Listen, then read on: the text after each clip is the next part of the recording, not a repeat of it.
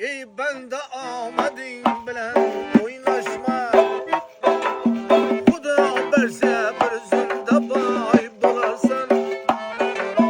Ey bende amadin bilen oynaşma.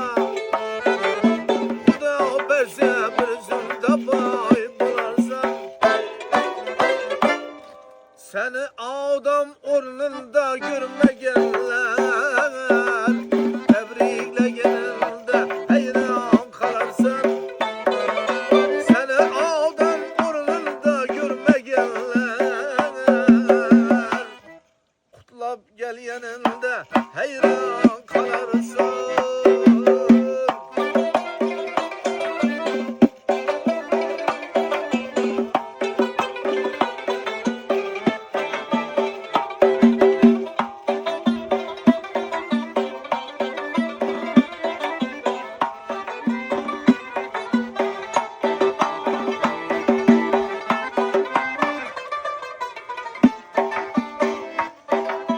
Başına işe kulun tartarlar.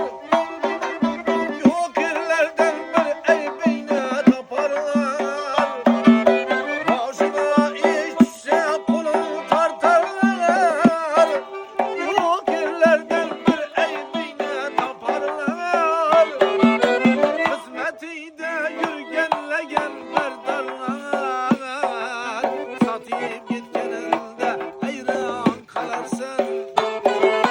Hizmetinde yürgenleyen berdarlar. Satıp gitkeninde hayran